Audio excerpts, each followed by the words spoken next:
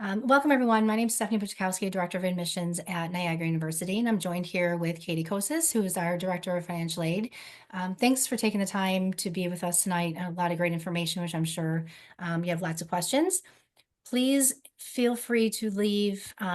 We'll save it for the end, but please leave any questions in the chat box, and I'll be monitoring that, and then we'll go through everything at the end of Katie's presentation. So, and anyone who's just joining, just to mention one more time, anyone who's here today, we will be sending out a recording of the event. So if you came in late or have to leave early or anything like that, or and anyone that you know maybe is not able to make it, you'll be able to get it, you'll get it sent to your email. So but just a couple things I want to mention, a couple of plugs, I guess you could say.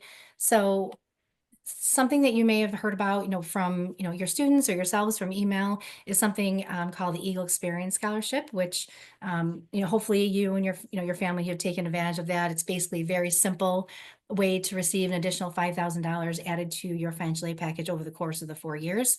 You just have to do two things: visit by December 10th and apply by December 10th. The application doesn't even have to be completed. It just has to be submitted.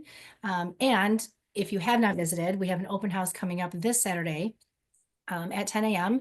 So if you're able to make that, please, and that'll count towards you receiving the scholarship. So yeah, get everything in if you haven't already. We're happy to help you through it too. We'll actually do on the spot application station as well if you come to open house, if you haven't applied, and we'll be able to get that all situated for you too. So once again, leave anything I'll leave my contact information in the chat box as well, in case you need any admissions questions, answered, and you want to reach out to me after the fact, you're welcome to do that. But at this point, I'd like to turn it over to the star of the show, the Director of Financial Aid, Katie Kosis. Thanks, Stephanie. Good evening, everybody. My name is Katie Kosis. I am the Director of Financial Aid here at Niagara University. I'm going to go over tonight an overview of the FAFSA process and then what to expect, what could be in the financial aid offer, and kind of go over those terms that you might see often in offers that are sent to you. A couple other housekeeping notes before we get started. If you are thinking of starting in spring 25, so it's upcoming semester, you'll actually be completing the 24-25 FAFSA. So same concept for what we're talking about tonight, but you're just going to be completing a different year's FAFSA. If you are an international student, so if you are if you are not a US citizen or like an eligible non-citizen, like a permanent resident of the United States, unfortunately, this presentation probably is not for you. We are going to be talking about aid in the process for US students for the most part. And then also, if you've attended one of my high school presentations in the local Western New York area, it's pretty much the same thing. I'd be happy to answer any other follow-up questions you might still have and whatnot, but it will probably be a lot of the same information you've already heard. Just wanted to put that out there before we get started. Okay, I'm going to start sharing my screen. Again, any questions go in the chat, and Stephanie and I will get to those right after we are done. Okay. All right, Stephanie, can you see my screen? Thumbs up, thumbs down. Okay, perfect. Okay. Can I advance the slides? That is another question. There we go. Okay, here is my contact information if you do have any questions after the presentation has concluded. It's our general email for our main office. Any one of my staff can assist, and then also our phone number as well if you want to give us a call. All right, so what we're going to be talking about today is filing the 25-26 FAFSA form.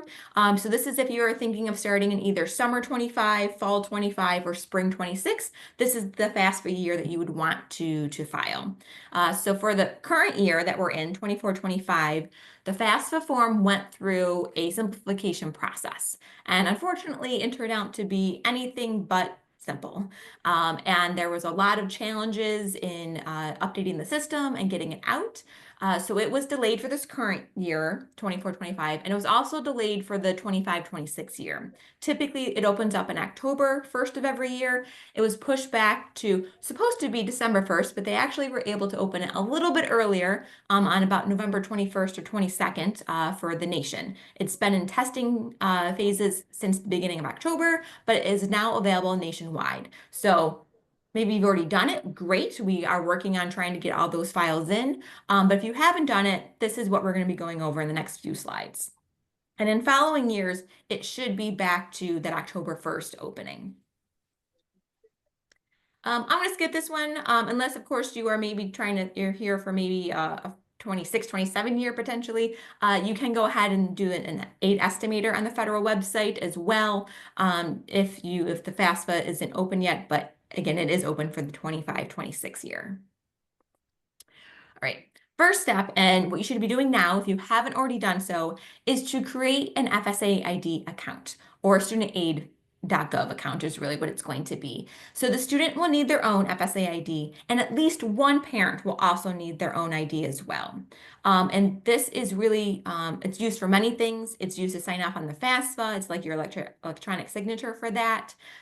It is good. You can use it to sign master promissory notes if you're taking out loans, Parent Plus loans, anything federal down the road. You will need a studentaid.gov account or an FSA ID account. They're kind of similar, same thing. What you'll need your basic demographic information, including your social security number and like a cell phone number along with an email address. Now, each FSA ID must be attached to a separate email address. You cannot use the same email for multiple FSA IDs. So if maybe both parents need to create their own FSA ID and they share an email, one of them is going to have to create a new one just for this purpose. Please go ahead and do that now. We also recommend you get this done prior to completing the FAFSA. It can take a few days for your identity to be verified through the Social Security Administration. So it's really important you get this done before you go in to do your FAFSA. All right, so hopefully you have your FSA ID created, or you will. And once you do, you're going to dive into completing the FAFSA. Again, if you're starting in fall of 25 or spring of 26, you're going to want to be completing the 25-26 FAFSA. Be very careful when you're in the site, as there are currently 2 academic years open. There's the 24-25 year which we're in right now, and then the upcoming 25-26. Please be sure to do the correct one. We've already had some students complete the wrong year. We've reached out to them to let them know, hey, you actually need to do the 25-26. So make sure you're just being careful when you're in there. But the FAFSA, which stands for the Free Application for Federal Student Aid, is really the driving factor in determining most of the aid that you'll be awarded if you're eligible. So anything above and beyond the merit scholarship that we might have awarded you and the Eagle Scholarship that Stephanie talked about is going to be based upon the results of the FAFSA form.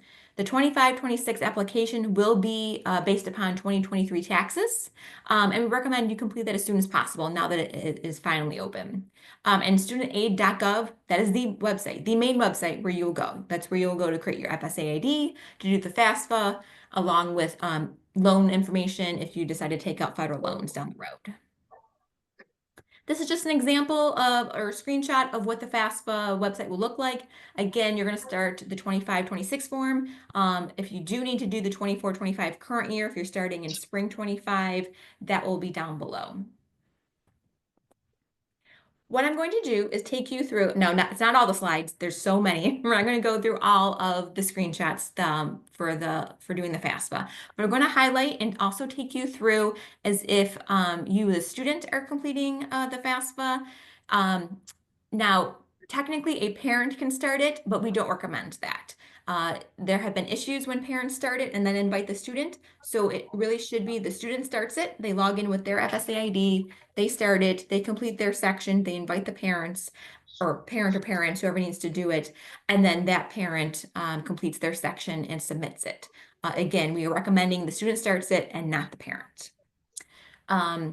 So the student will log in with their FSA ID that they already created. It will take them to the section just saying, hey, are you the student doing this or are you the parent? They're going to say that they are the student, of course. And then it will take them to just confirm their identity information. Now, this is pulling directly from the FSA ID that they created. So if they just did it, within that week, it's going to be the same, most likely, right? But if it's been a little bit, and maybe if it's a parent, when you get to your section and you're looking to confirm your information, if maybe you've moved or something, you can go ahead and update that information here. The next piece is going to be the consent and approval section for the student. This is very important for the student to do. If the student does not give consent, and also the parent in their section, is not a valid FAFSA. And that means we cannot offer you any federal aid and really any other institutional aid above and beyond your merit unless consent is given. So that what the consent is it's really giving consent for the federal government to be able to use your tax information from the IRS into your FAFSA. You are giving that approval. But even if you didn't file taxes in that particular year, you still need to give consent. So it's giving consent mainly for the IRS information, but you still have to give it even if you didn't file taxes in that particular year. Once they give their consent and go through a few other quick, they're just going to give you some preview slides of how the FAFSA will work. It's going to then ask the student some questions to determine whether or not they're considered a dependent or an independent student. A dependent student will have to provide parental information. An independent student is not, but most cases coming out of high school directly, students are going to be considered dependent and they would have to provide the parental information. In this case, in this example, we are going to assume the student is a dependent student, and they will then be asked or presented with this question saying, okay, you've been determined you're dependent, meaning you have to provide parental information, but are your parents refusing to provide their information, and do you only want to be eligible for a direct unsubsidized loan? I'm pointing out this question because a lot of students last year got tripped up. They did change the wording on it, which is great, but I still wanted to make a point of it. So it does now default to no, that the students are not refusing, and you should leave it at no unless it's a rare extreme circumstance of why the student's parents would be refusing to provide their information. If this is one of those extreme cases where the parents are refusing to provide their information, the only type of federal aid the student would be eligible for would be a federal direct unsubsidized loan for $5,500 in their name only, or in it would be in the student's name.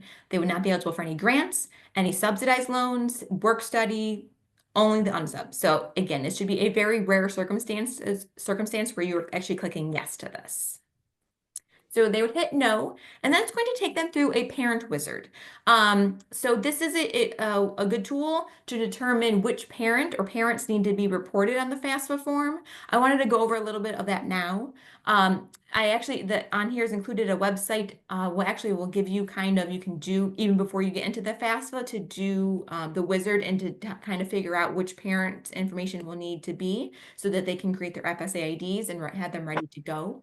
But if it's a case of that bio parents are married, then you're reporting both parents' information. If bio parents are unmarried but living together, both of their information goes on. It gets a little tricky, or more so a little confusing when it gets to divorce or separated situations. So in the cases of a divorce or separation, you are going to answer the questions about the parent that provides the most amount of financial support during the previous 12 months. So that's kind of up to you as a family decision to figure out what that, who provides the most amount of financial support.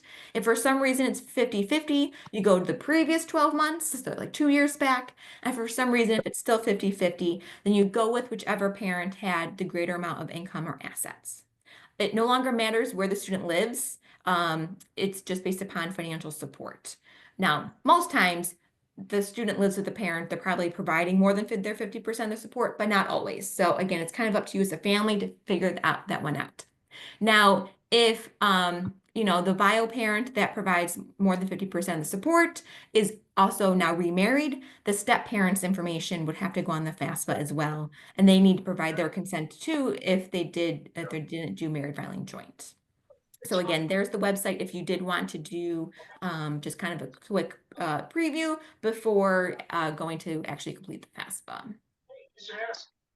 And then this is just a breakdown of kind of what I was talking about, previous 12 months, another 12 months, and then whoever provides or whoever has the most amount of income or assets, if it happens to be 50-50. Some things that would count when you're trying to determine what counts as 50% of the support would be child support paid, that would count. If the parent received any federal or state benefits on behalf of the student, that counts as support.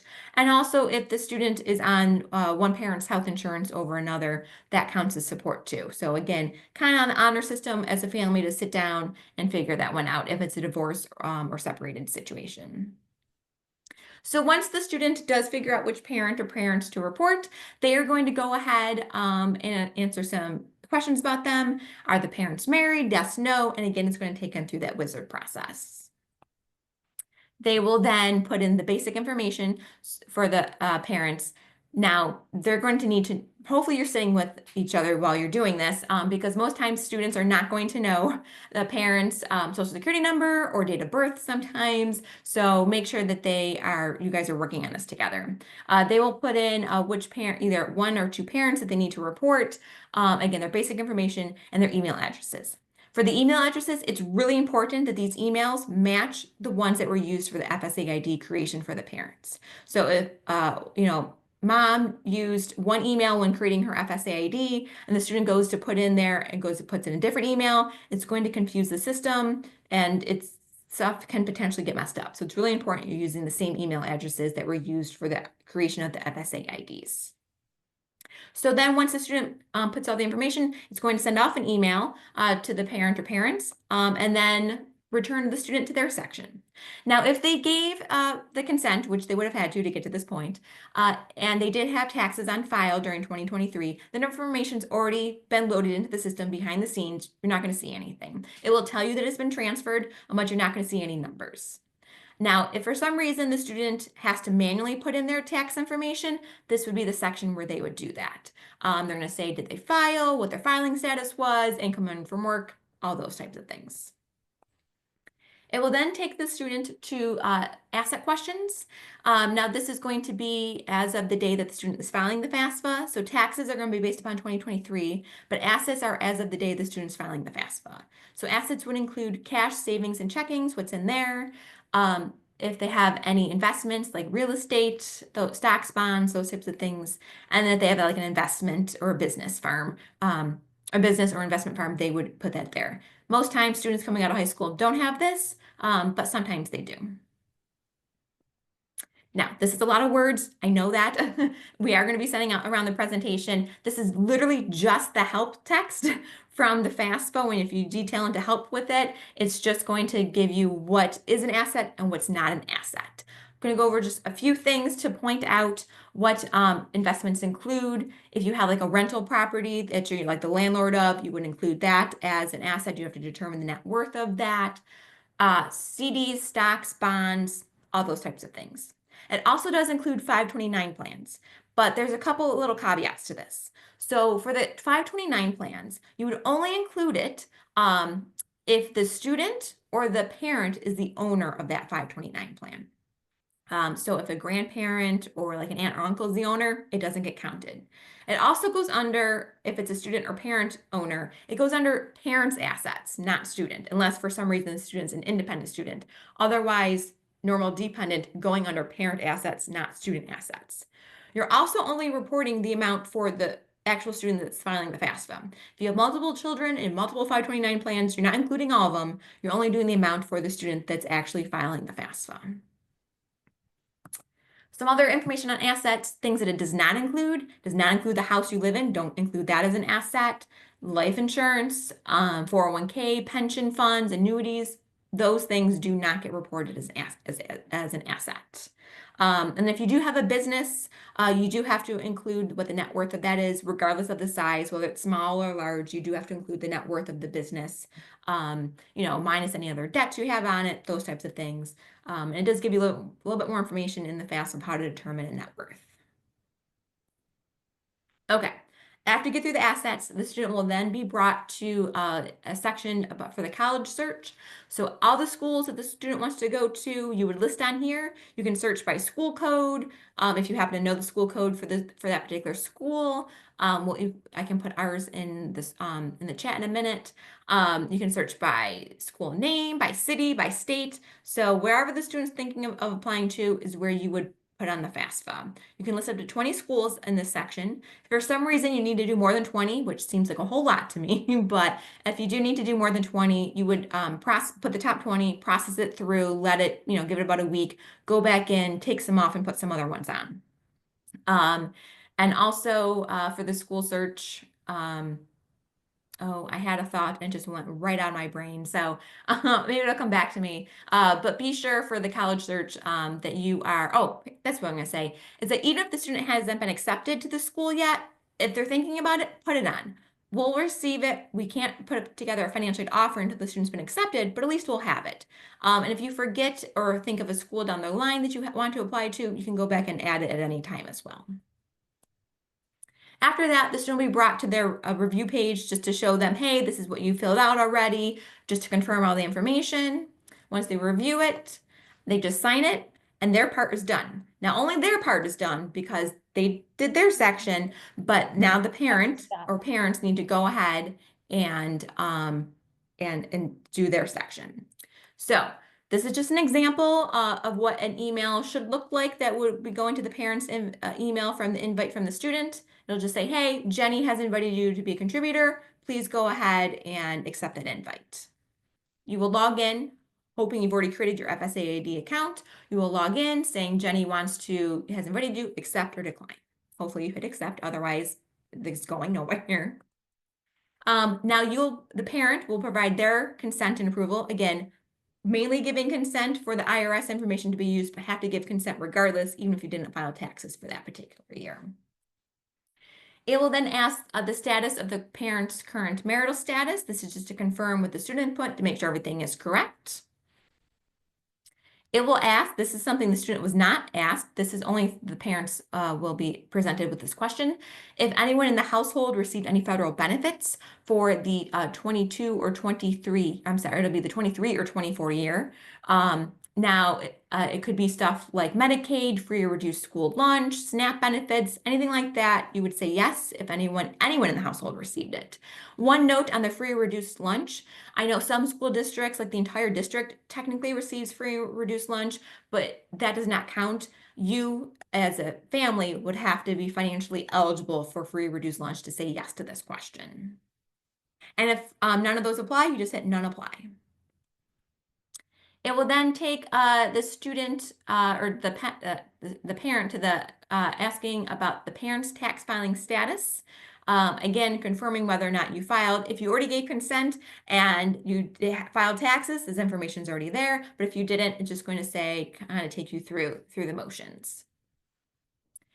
It will then ask about family size. So this used to be called household size. It's now called family size.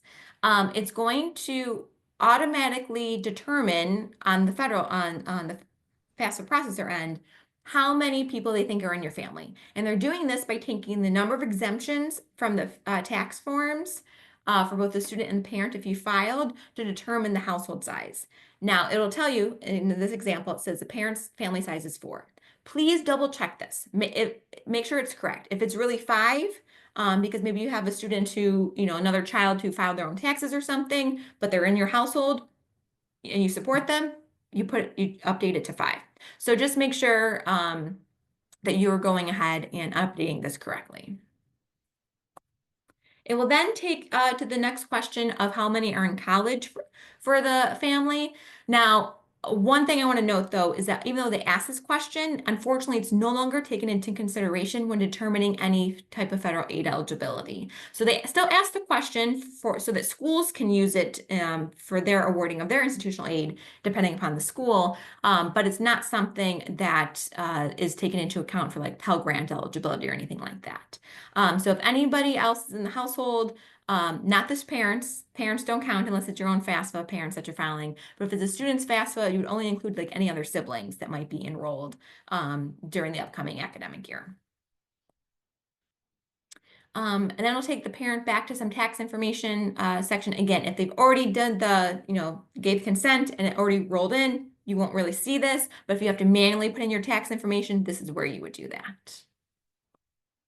It will then take the parent to their asset questions. So all the same things the student was asked: cash, savings, checkings, investments, those types of things. The one difference on this is the annual child support received. Student was not asked this, parent will be. Now this is a little different as well. So while the other assets are as of the day you're filing the FAFSA, the child support received is going to be based upon the most recently completed calendar year. So this will be based upon when you file the FAFSA. If you filed November or December, the most recently completed calendar year is 2023, and that's the year amount you'll be using. If you wait until January or February, it's then 2024 is the most recently completed calendar year, and that's the amount of child support you would be using. So I don't know if that'll make a difference in somebody's situation. If it does, maybe wait until January if you got less in 2024. But just so you know, that's a little bit different than the rest of the asset information. It will also ask for other parents' information. So if you did married filing jointly for the parents, only one parent officially has to give consent and sign off as a contributor on the FAFSA. If you did married filing separate, then both parents will need information will be on there. And then both parents will have to give their consent and sign off. This screen, I think it's getting a little confusing. I've heard some chatter on our online sites with the federal government. Families getting a little confused that they were filling this out, but then a parent wasn't getting another invite. So regardless of whether or not you need to sign off and give consent if you, depending upon your tax filing status, both parents' demographic information has to be on the FAFSA. So this is just pretty much just making sure that the other parents' demographic information is on there. Only in the cases of married filing separate would you have to actually then give consent as well. After that, and after everyone has signed off and submitted it, the parent will get congratulations, it's been submitted, and the student would also receive an email saying that it's been submitted and is now processing.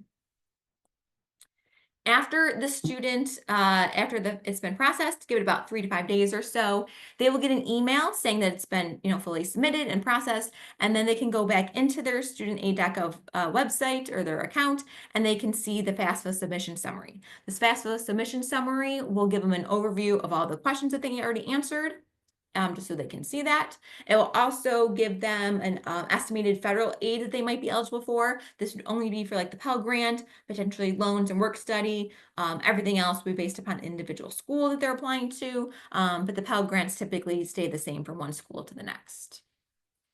It will also give them their student aid index number, the SAI. In this case, you can see it's negative 355. It can be a negative number. It can go all the way down to negative 1500. What that really means is eligibility for Pell Grant. If you have between a 0 SAI to a negative 1500 SAI, that means you're eligible for the maximum Pell Grant amount. If you have higher than a 0, you might still be eligible for some amount of Pell, just wouldn't be the maximum. It will also give them a comparison of all the different schools they listed on their FAFSA. Sometimes parents enjoy this more than the students, but it does give a breakdown of like graduation rates, retention rates, transfer rates, default rates, median debt, all those types of things with the different schools that they did list on their FAFSA. Okay. After the FAFSA has been submitted, as I said, about 3 to 5 days for it to process, it will start going electronically to all the different schools that the student listed. Then schools will get that FAFSA, and as long as the student has been accepted to this school, we will start putting together financial aid offers. This year, maybe some schools will get them out this month. That'd be very ambitious, but maybe. But most likely January, March, April is when you're going to see the bulk of those financial aid offers either go out in the mail or, sometimes it's just an email sent to their portal. Each school is a little different, so be sure that students are checking their email notifications as well. And one other thing I wanted to mention, this does not pertain to Niagara. We don't use the CSS profile, but if you, some schools do. So if you're applying to other schools that might require a CSS profile, this is something that's in addition to the FAFSA form. And this is typically used for schools to award institutional aid rather than the federal aid. This is typically for schools that are like more, I kind of think like Ivy Leagues, like they're more selective, and they do like more like full need funding, and they need to kind of delve a little bit more deeper into finances. There's a lot more questions that are asked on the CSS profiles compared to just the FAFSA. This one opened on October 1st, so it's out there and ready to go. Again, Niagara, we do not require this, but I wanted to throw it in there. Okay, it's a lot of FAFSA information. I get that. I'm going to transition to when you get financial aid offers and what the details are going to be, kind of the terminology. If you have any questions on the FAFSA, place them into the chat and we'll get to them as soon as we are done with this section. All right, cost of attendance, the COA. As you have probably noticed, there's tons of acronyms in the financial aid world. So I wanted to go over some of these so everyone can be on the same page when you get those financial aid offers. Two main components, the direct cost and the indirect cost. So direct costs are things that the student is charged directly on their bill. Tuition, fees, maybe books and supplies, food and housing if they're living on campus, otherwise known as room and board. So again, things you will see on the bill. Indirect costs are things that we know the student will encounter during their 9-month enrollment period for fall and spring, but you're not going to ever see that on the bill. So if the student is commuting, a food and housing costs, maybe books and supplies, depending upon the school, transportation costs, personal costs, those types of things that are in your budget, but aren't actually going to be charged directly on your bill. This can vary widely from school to school because each school has a different cost of attendance or different, charges and how they develop their cost of attendance. And then one thing to note is that schools cannot award aid above and beyond the cost of attendance. So, this typically comes into play when students and families are trying to take out like different either private loans or Parent Plus loans. There's a limit to how much we can approve you for. It's based upon your cost of attendance. And even within a school, it can vary, if you're commuting versus living on campus, two very different cost of attendances. All right, so you have your COA, your budget. Then you have the Student Aid Index, or the SAI. And this is the number that we talked about a little bit ago that is derived from all the information you put in on the FAFSA form. It does stay the same regardless of the college you're applying to, as the student information, the parent information combines in the federal formula to create the SAI. And it does stay the same regardless of the college you're going to. So then you have financial need. So you take your budget, your cost of attendance, minus the student aid index from the FAFSA form, and the remaining number is your financial need. One thing I wanted to note about the student aid index, I had mentioned it can be a negative number. To us on the financial aid world, anything between a negative 1,500 to 0 is just a 0 in the need calculation. But that remaining number, financial need, that means that schools can package you with need-based aid up to that amount. Need-based aid can mean things like Pell Grant for the federal government, TAP Grant from New York State, subsidized loans, work study. A lot of those things are based upon having financial need, and that is how that is calculated. And again, whether you're living on campus or commuting could be very different financial needs, and each school will be different as well. So then you have your types of financial aid. There's 4 main types: scholarships and grants, free money. We like those. Always take that. That's always going to be, offered to you if you're eligible. Things you don't have to pay back. And then you have loans and employment. So loans are going to be things like either the federal loans that are offered on the basis of having filed the FAFSA form for the student. It could be private loans, Parent Plus loans, but loans do have to be paid back after graduation, of course.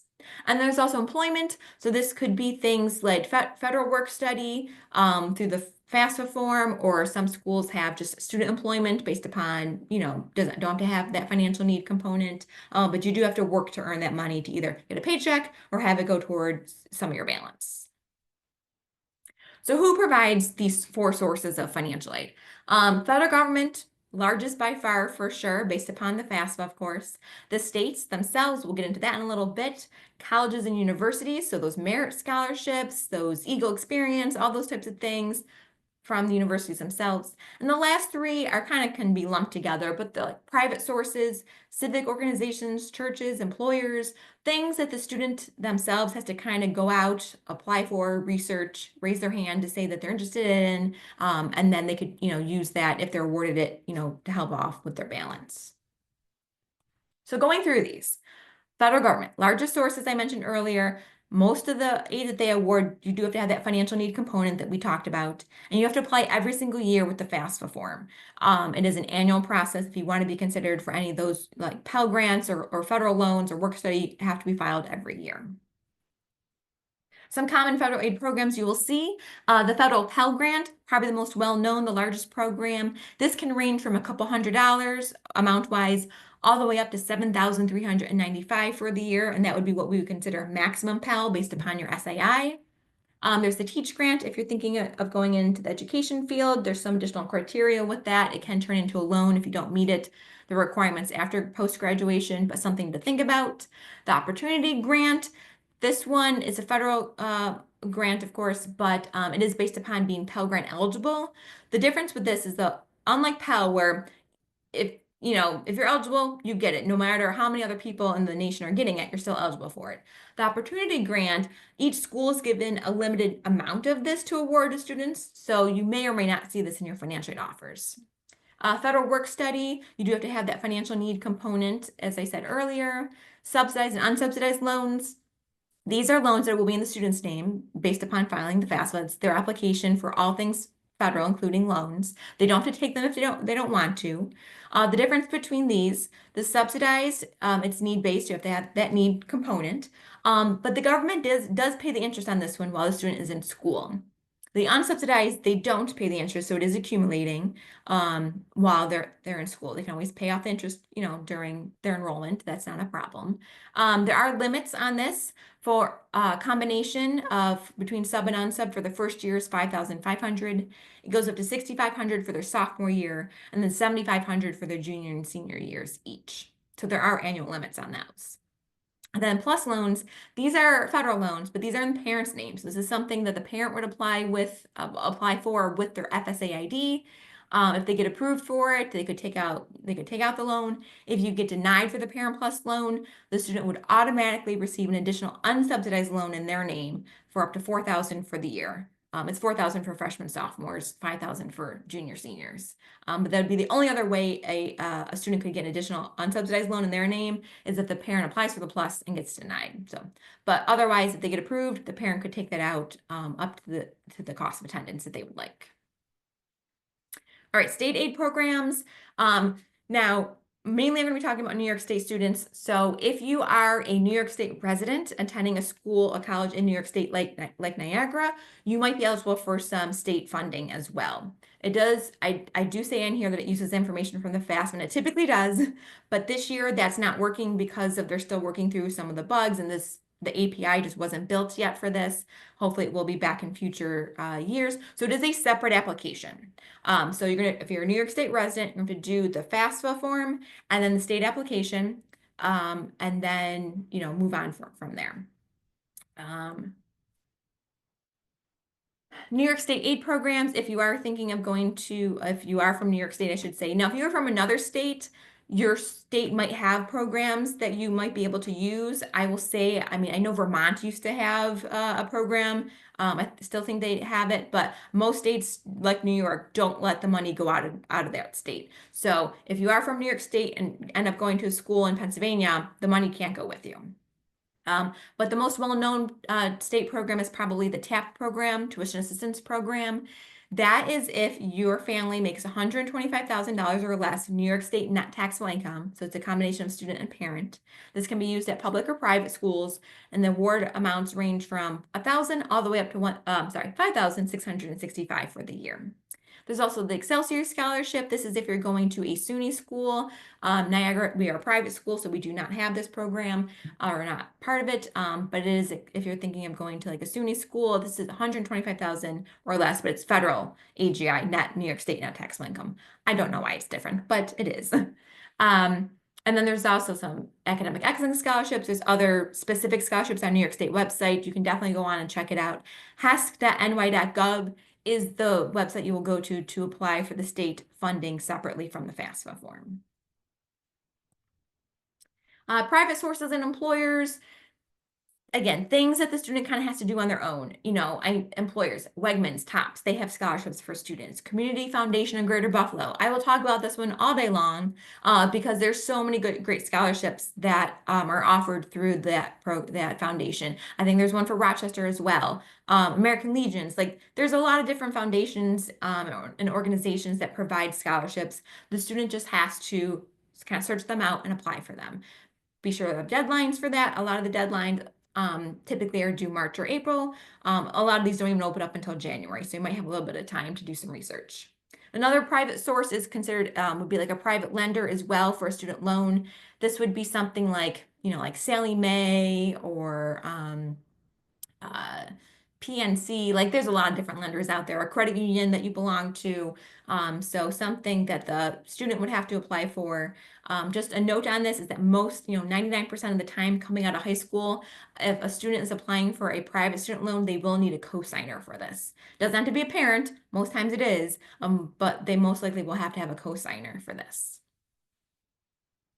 Couple other things I wanted to mention before we get to questions, special conditions and appeals.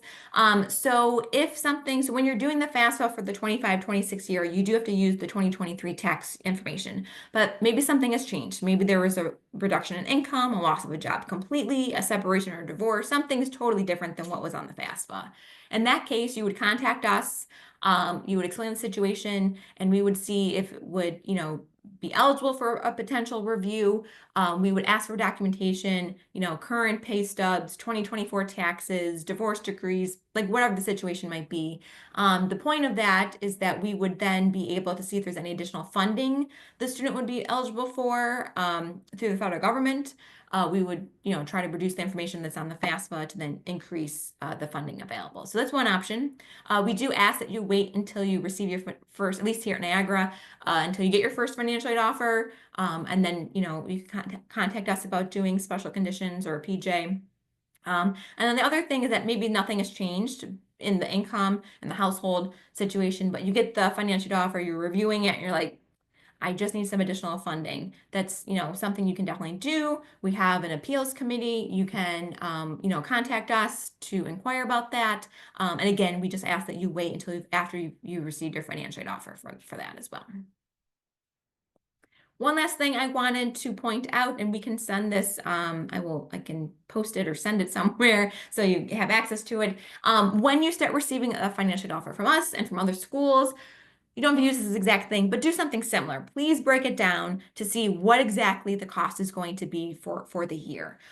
Because whether you're living on campus or commuting from home, going to be different cost, okay? Depending upon if you're going to a state school, private school, all those different things are taken into consideration. So kind of do an Excel or something like this.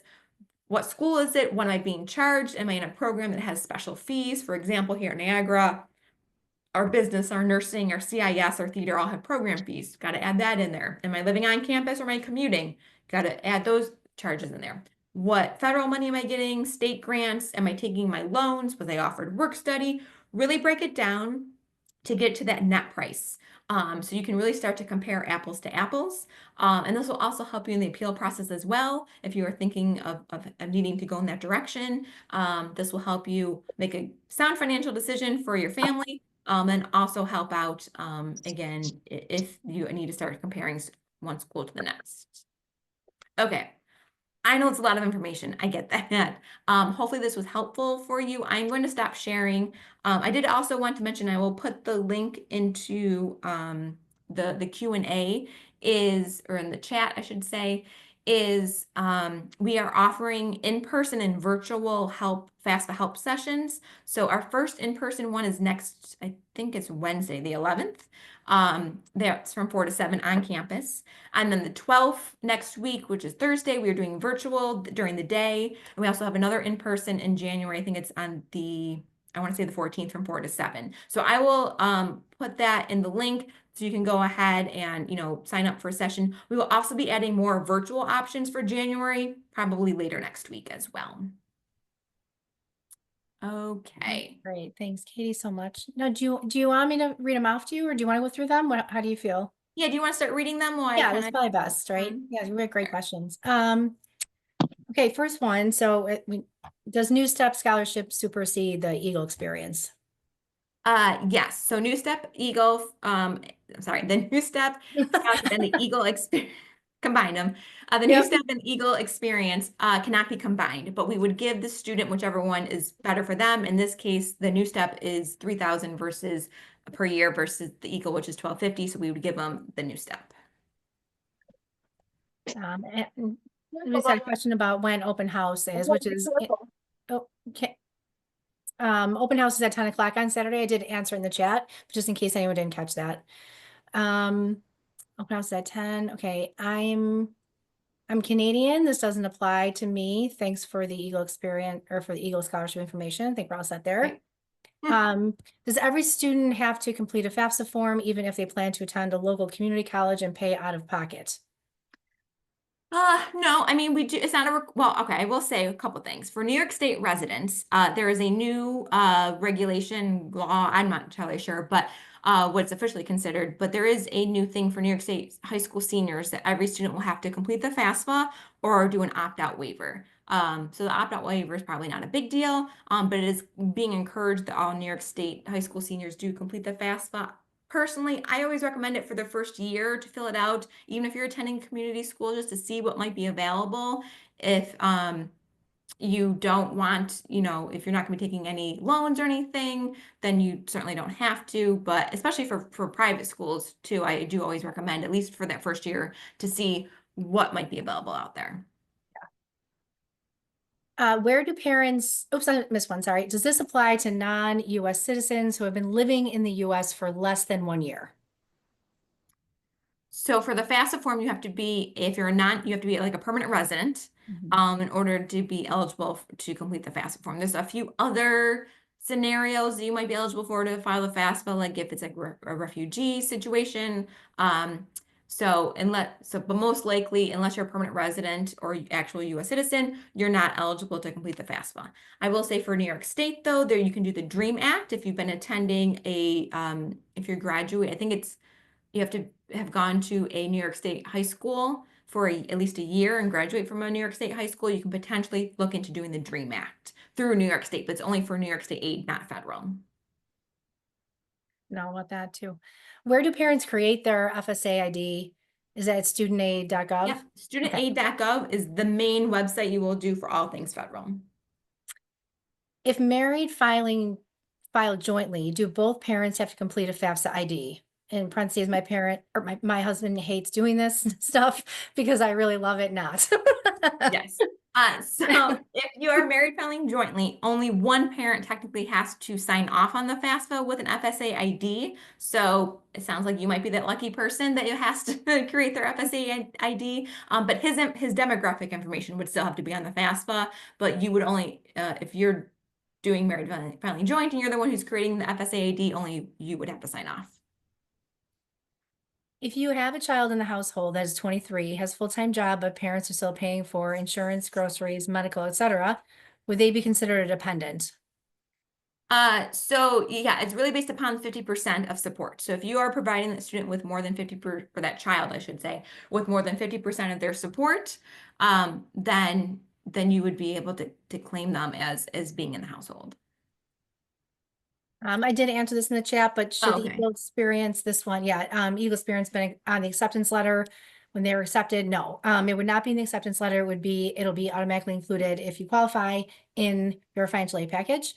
Yeah. And question about the timing, the visit was in October, which would absolutely qualify, and even well earlier than that. But if you have any questions or you're unsure, you can reach out to me and I can check and make sure that you are, tagged in our system that you're eligible for the Eagle Experience Scholarship. Yeah. Um, is Eagle Experience stacked with FAFSA? Yes. Yeah. So it would be like your merit scholarship, your Eagles experience scholarship if you were eligible, and then any federal, state, and loans and all that. If I need a loan, can a student borrow up to 100% cost of tuition and housing? There's multiple questions in this one. Okay, sure. So for the first one, so we are cap your any student is capped at their cost of attendance. So again, their students' cost of attendance will include a section for like food and food, housing, tuition, all that stuff. So most times students at Niagara, if they're applying for a loan, we are able to approve that amount. But yes, there is room in your cost of attendance if you're taking out a loan to cover extra food and housing type of things. Uh, Is there a oh, particular website to apply for a loan? Sure. So we do recommend, I mean, we have a list of like maybe like 8 or 9 lenders that we recommend. Elmselect.com. You can go there. Hopefully I spell that right. Elmselect.com. You can go there to compare our different preferred lenders. You don't have to go with one of those. You can go if you're like, again, a credit union or something, but elmselect.com is a good starting point. How long does the application typically take to fill out for student and parent combined? Do you know, Katie? So, I mean, honestly, I mean, some parents, so I've seen some parents and families on our kind of hub websites say some of them is like 10 minutes. Maybe Mm. that's a little fast for, but still, like if you have the IRS data information kind of already coming over, if you have filed and they were able to find it, then it's a pretty quick process. I would say maybe budget like a half an hour, 40 minutes at the most. But it sounds like a lot of families are having a pretty smooth go around this time. Okay. Is there a work study that's not financial need based? So each school is going to be different with this. At Niagara, we do have non-need student employment that would not automatically be in your financial aid offer, but it is something that we have a career services department that you would work with to see if there's any jobs on campus that are not through federal work study. Um, oh, what is the New Step Scholarship? People are probably inquiring about exactly what that is. Sure. Yeah. So new step, it's if you have taken this is dying. If you have taken high school classes through Niagara University at your local high school, those are considered new step classes. And then based upon the results of that, you would potentially be eligible for a new step scholarship. But that's only if you've taken college classes at your high school that are through Niagara University. Yeah, the specific high schools in the area that do offer those and you get the college credit for. Yep. Um, is there provided financial aid for summer classes or study abroad programs? It's a great question. Sure. So we don't provide summer funding if you're starting in the summer. Like you have to start in the fall semester. Like you can't start in the summer and have like a merit scholarship. You'd have to start in the fall, or the spring. But after you start, and if you're taking a summer class that following, semester or year, then if you have a merit scholarship, you would be eligible for a portion of that as long as you're taking at least 2 classes. Study abroad programs, there's a variety of them, and they're very different and very individualized. So it really depends upon the program. We do have through our international office, a study abroad coordinator who could help, walk you through different programs that might be available. Some programs you can use aid, some you can't. So it's pretty individualized.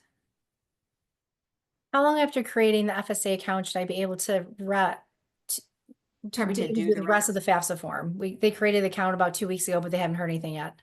Um, I would maybe try logging, if you haven't received an email, maybe try logging back into your student aid / FSA ID account to see if it's been verified. If it's not, like if you log in, it says it's still kind of pending verification, double check the information. It's typically been a wrong social security number, a wrong date of birth, something like that that's not syncing up. And if you still have problems, reach out to us. We can try to look into it. Does the student have to attend by December 10th or does virtual count? Yes, it's meant to encourage on-campus visits. If someone is from a significant great distance and maybe really can't make it, then we can, set up something like a virtual tour, something along those lines if possible, and that we could make that count. But that's pretty more individualized and certainly by case basis. But yeah, so attending by then, for the student to be on campus. In order to qualify for the Eagle Experience Scholarship, are there any virtual oh, here we go, prior. Okay, so I kind of answered that already. Please reach out to me. My contact information is in the chat. If you want to try to set something up, if that's the case, just let me know. Is there any type of legacy / alumni scholarships? Yes, we do have, there's $1,000 legacy scholarship if either the student's parent, sibling, aunt, uncle, or grandparent or step-parent graduated from Niagara. So there is, if you marked it on your admissions application, the student should have received an email state, letting them know that there's another kind of short questionnaire application to fill out. If they did that already, we're going to process those when we start sending out offers. If they did not get that email, reach out to my office. We can send you the link. Can you repeat the names of the community organizations, foundations that you mentioned apply for other scholarships and grants? Or was that part of the link you sent? No, Or that no? was for the Okay. loans. Okay. So the community organization, the one I always talk about is the Community Foundation of Greater Buffalo. I think it's cfgb.org. I believe there's one for Rochester as well. So Community Foundation of Greater Buffalo is a really good resource. I recommend checking with your local high school. They have, sometimes there's one that are specific to the district, to the county, there's a lot of them that are out there, but typically the high school guidance counselors are a good resource for that. And again, the local community organizations like the Foundation of Greater Buffalo. Is Eagle Experience only applicable to students that visited? Yes, as I, mentioned before, it's encouraging to get you on campus if you can, come visit us. A rep at the high school or a counselor doesn't count, unfortunately. So it's more about, experiencing one of our events on campus. But, and I think this might be a repeat question, but I'll say it one more time just to be safe.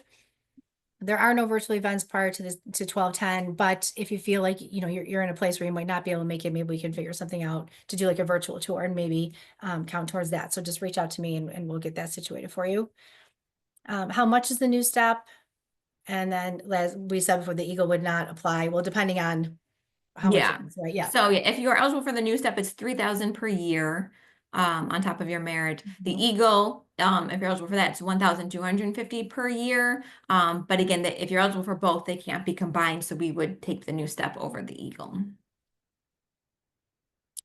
Yes, this recording will be available. I believe will be sent out in like a link to them. Yep. Yeah. Anyone who's registered here, it'll be sent out by tomorrow. So you'll get that sent to you if you need to rewatch it.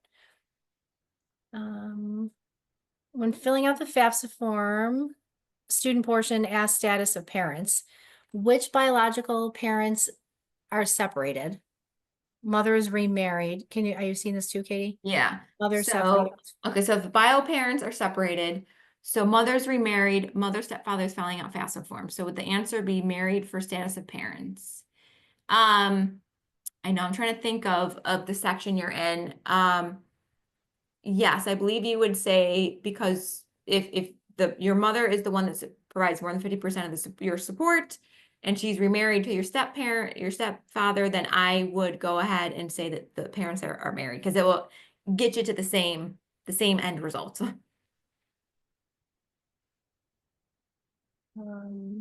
What's the number for the virtual tour? I'll put my contact information in the chat and you can contact me directly about it. And then I'll get you situated with getting something planned. If I visit to meet a coach and tour the campuses that count, it certainly does. Yeah, if you didn't come to an event, but you just visited for like a personal tour and presentation, absolutely counts. Any visit to campus will count. So anything, as long as you've been here for that, you'll get that credit to you. Another question about the virtual. Okay, I'm going to just put my information in one more time and then just please email me about setting up anything virtual and I'll get it situated for you. I think that's at the end of the questions though, Katie. Yeah. Great If you have questions. anything else, please feel free to plop them in before we log off. But if you do have any questions down the road, reach out to either my office or Stephanie's office. We'll be happy to, help you, point you in the right direction. And again, we have our virtual and in-person FAFSA help sessions. I put that link up in the chat a little bit earlier. So feel free those to are sign great. up. And you're offering so many options and it's good timing too. It's like 4 to 7 is usually the time frame. So like after work and stuff. Yeah, which is You good. submitted the FAFSA, can you update number of dependents? Yeah, if you made a mistake on there, and as long as it's been processed, you should be able to go back in to make a correction. Yeah, some really good questions. Thanks, everyone. Anything else last minute anyone can think of before we sign off? Okay. Mhm. All right. Katie, All thank you right. so much. It's great. A lot of information. Thanks everyone for joining us tonight. And please reach out to either one of us with any questions you might